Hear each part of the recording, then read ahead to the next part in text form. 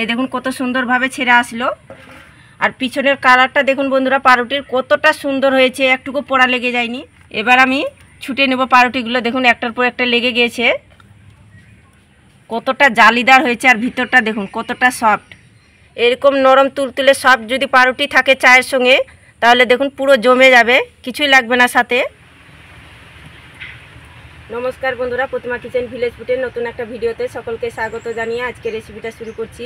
আর আজকে আমি আপনাদের সঙ্গে শেয়ার করব ডিম, এমন বেকিং পাউডার, খাবার সোডা, টক দই ঝামেলা ছাড়াই নরম তুলতুলে বন পাউরুটি বানিয়ে দেখাবো। সাধারণত পাউরুটি আমরা কিন্তু দোকান থেকে দাম দিয়ে কিনে খাই, ঘরে কিভাবে কম খরচে এমনকি কম উপকরণ দিয়ে তৈরি করে নিতে হয়, সেটা রেসিপি আজকে আমি আপনাদের সঙ্গে শেয়ার করব। আর বানানো বন্ধুরা ভীষণই সহজ, আর খেতেও দারুণ লাগে। আর বাচ্চা থেকে বড় সকলে খেতে দারুণ পছন্দ করবে। খুব সহজভাবে দেখিয়ে দেবো, আপনারাও খুব সহজভাবে তৈরি করে খেতে পারবেন। আর বিশেষ করে বন্ধুরা চায়ের সঙ্গে খেতে দারুণ লাগে এই বন পাউরুটিটা। তো কিভাবে বানাচ্ছি বন্ধুরা, প্লিজ প্রথম থেকে শেষ পর্যন্ত ভিডিওটা দেখবেন আর আমার সঙ্গে থাকবেন। আর যে সকল বন্ধুরা এখন পর্যন্ত চ্যানেলে নতুন হয়ে থাকলে অবশ্যই চ্যানেলটিকে আমার সাবস্ক্রাইব করে পাশে থাকবেন। আর যারা ফেসবুক পেজটাকে দেখছেন তারা পেজটাকে ফলো করে পাশে থাকবেন। তাহলে বন্ধুরা কথা না বাড়িয়ে চলে যায় রান্নাঘরে আর বন পাউরুটিটা বানানো শুরু করি। তো চলে এসেছি রান্নাঘরে, এবার বন পাউরুটিগুলো তৈরি করে নেব। তার জন্য একটা বাটি নিয়েছি প্রথমে। তো আমি এখানে নিয়ে নিয়েছি উষ্ণ গরম দুধ, আপনারা চাইলে জলও নিতে পারেন। দেখুন একদম উষ্ণ গরম নিয়েছি, খুব বেশি গরমও না আবার খুব বেশি ঠান্ডাও না। একটা বাটি নিয়েছি, এই বাটিটা মেপ করে দিয়ে দিব 1 বাটি দুধ। অবশ্যই একটা কাপ অথবা বাটি মেপে নেবেন, তাহলে পরের উপকরণগুলো দিতে সুবিধা হবে। দুধ দিয়ে চেষ্টা করবেন পাউরুটিটা তৈরি করা, তাহলে খেতে বেশি ভালো লাগবে। আর দিয়ে দেবো আমি 3 চামচ চিনি। এই চিনিটা দেওয়ার কারণে পাউরুটিটা খেতে বেশ ভালো লাগবে, মিষ্টি মিষ্টি, আর টেস্টটাও লাগবে খুব সুন্দর। আর যারা চিনি খেতে পছন্দ করে না তারা কিন্তু এখানে স্কিপ করে নিতে পারেন, কোনো অসুবিধা নেই। আর দিয়ে দেবো আমি এখানে 1 চামচ ইস্ট। এই ইস্টটা কিন্তু বড় মুদির দোকানে খোঁজ করলে পেয়ে যাবে। আর অনেকে কিন্তু ইস্ট খেতে পছন্দ করে না, তারা কিন্তু এখানে 100 গ্রাম টক দই দিয়েও কিন্তু এই বন পাউরুটিটা তৈরি করে নিতে পারেন। 1 চামচ দিয়ে দিলাম ইস্ট। এই ইস্টটা দিয়ে আমি ভালো করে 3টি উপকরণ চিনি আর ইস্ট আর দুধের সঙ্গে ভালো করে গুলিয়ে নেব, যেন সব কিছু ভালো করে গুলিয়ে যায়। এর আগে ভিডিওতে আমি দেখিয়ে দিয়েছি বন্ধুরা কি টক দই দিয়েও কিন্তু পাউরুটি তৈরি করানো যায়, তো আপনারা চাইলে কিন্তু দেখে নিতে পারেন। 3টি উপকরণ খুব ভালো করে মিশিয়ে নিয়েছি। এবার দেখুন ভালো করে কিন্তু গুলিয়েও গিয়েছে, ঠিক এইভাবে করে কিন্তু গুলিয়ে নিতে হবে। আর এখানে বড় বাটি 1 বাটি নিয়েছি আমি ময়দা। আর চেষ্টা করবেন কিন্তু ময়দা দিয়ে তৈরি করানো, তাহলে খেতে বেশি ভালো লাগবে আর পাউরুটিগুলো একদম সাদা ধপধপে তৈরি হবে।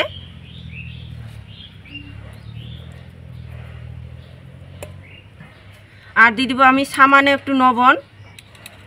এই লবণটা দেওয়ার কারণে পাউরুটিটার টেস্টটা খুব সুন্দর আসবে আর খেতেও ভালো লাগবে।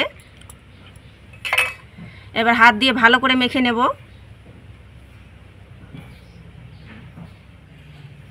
আর এখানে কিন্তু খুব বেশি ইস্ট দিতে যাবেন না, 1 কাপ ময়দাতে 1/2 চামচ দিবেন ইস্ট, তাহলে কিন্তু পারফেক্ট তৈরি হবে।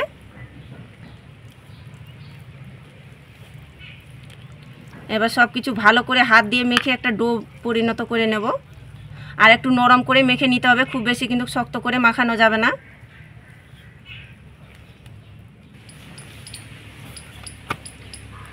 এই দেখুন ঠিক এইভাবে করে ডোটা কিন্তু মেখে নিতে হবে, একটু আঠালো করে, হাতের মধ্যে একটু চিটচিটে যাবে। এবার দিয়ে দেবো সামান্য একটু সাদা তেল, দিয়ে ভালো করে ডোটাকে মেখে নেব।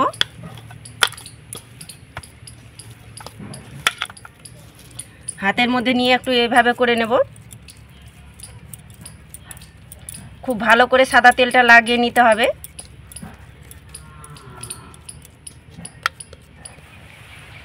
আর একটা আমি প্লাস্টিক নিয়ে নিয়েছি, এই প্লাস্টিকটার মধ্যে আমি বাটিটা ভরে নেব, যেন ভিতরে যেন বাতাসটা যেন না ঢোকে। খুব ভালো করে প্লাস্টিকটা ভরে নিতে হবে। আর এইভাবে করে টাইট করে একটু বেঁধে দেব। এই দেখুন এইভাবে করে একটু টাইট করে বেঁধে দিয়েছি। এবার আমি একটা প্লেট দিয়ে ঢাকা চাপা দিয়ে রেখে দেব 1 ঘন্টা। আর এদিকে 1 ঘন্টা রেস্টে রাখানো হয়ে গেছে ডোটা। এবার বন পাউরুটিগুলো তৈরি করে নেব। এবার আমি প্লাস্টিকটা থেকে বের করে নেব বাটিটা।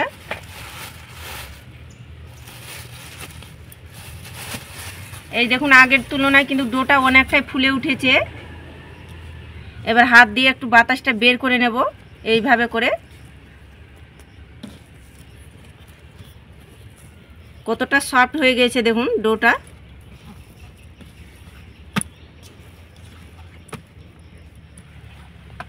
এই দেখুন ভালো করে আমি বাতাসটা বের করে নিয়েছি, একটু মথে নিয়েছি।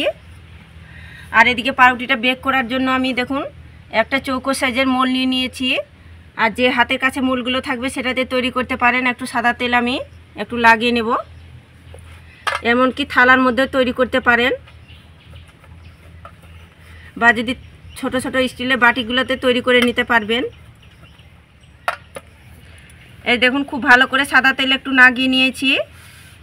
এবার এখান থেকে আমি লেচি কেটে নেব। যেহেতু একটু ডোটা নরম আছে তাই কিন্তু একটু হাতে কিন্তু সাদা তেল লাগিয়ে নেবেন, তাহলে হয়ে যাবে, হাতের মধ্যে আর লেগে যাবে না। এই দেখুন এইভাবে করে আমি প্রথমে লেচি কেটে নেব, ভাগ করে নেব সমান ভাগে, তাহলে পাউরুটিগুলো বানানো কিন্তু সুবিধা হবে।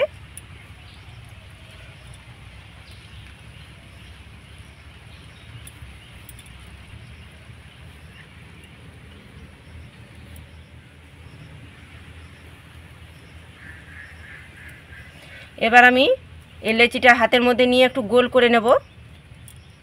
এই দেখুন এইভাবে করে একটু চিকনা করে নিতে হবে, তাহলে পাউরুটিটা দেখতে ভালো লাগবে। এই দেখুন হাতের মধ্যে নিয়ে একটু গোল করে হালকা করে চ্যাপটা করে নিয়েছি। এবার আমি এভাবে করে বসিয়ে দেব।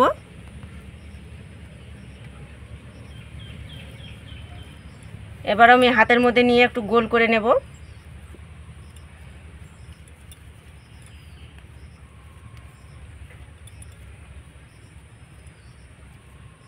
এইভাবে করে একটু চিকনা করে নেবেন। একইভাবে করে তৈরি করে নিয়েছি।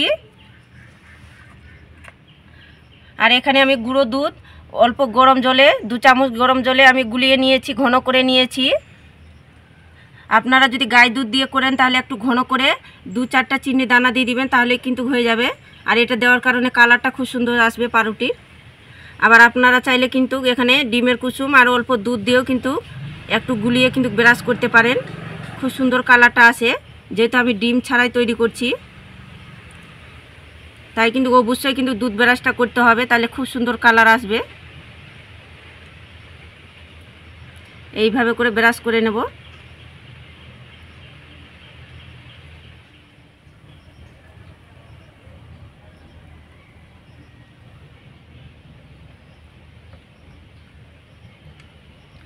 এই দেখুন খুব সুন্দর করে আমি দুধ ব্রাশ করে নিয়েছি। বন পাউরুটিগুলো বেক করার জন্য আমি কড়াইটাকে হাইটে গরম করে নিয়েছি, আর কড়াইয়ের মধ্যে একটা স্ট্যান্ডও বসিয়ে দিয়েছি। এবার আমি কড়াইয়ের মধ্যে বসিয়ে দেব। ঢাকা চাপা দিয়ে মিডিয়াম লো আঁচে করে আমি 25 মিনিট বেক করে নেব। আপনারা গ্যাসে করলে একদম লো আঁচে করে নেবেন, 25 মিনিট বেক করে নেবেন, তাহলে রেডি হয়ে যাবে। তো বন পাউরুটিগুলোকে আমি 25 মিনিট জাল করে নিয়েছি। এবার দেখে নেব হয়েছে কিনা। এই দেখুন কত সুন্দর পাউরুটিগুলো বেক হয়েছে, আর কি সুন্দর একটা পাউরুটির মধ্যে কালারও চলে এসেছে, কত সুন্দর লাগছে দেখুন। আর ফুলে কত ডবল হয়ে গেছে। তো পাউরুটিগুলো হয়ে গেছে, এবার আমি নামিয়ে নেব। আর দেখুন একদম নরম তুলতুলে সফট হয়ে গেছে দেখুন।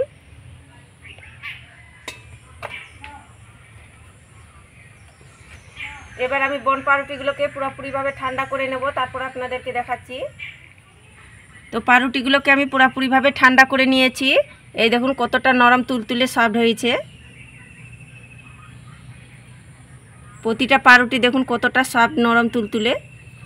এবার আমি ছাড়িয়ে নেব পাউরুটিগুলো একটা ছুরি দিয়ে।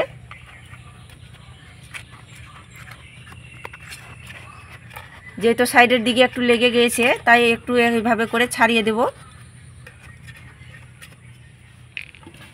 একটা প্লেটের থালার মধ্যে আমি ঢেলে নেব পাউরুটিটাকে, এইভাবে করে উপর করে একটু ট্যাপ ট্যাপ করে নেব।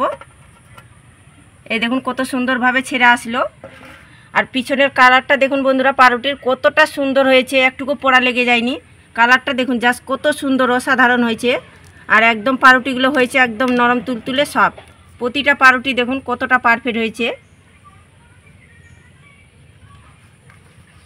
পাউরুটি কিন্তু দেখে মন ভরে যাচ্ছে, দেখুন কতটা সুন্দর হয়েছে।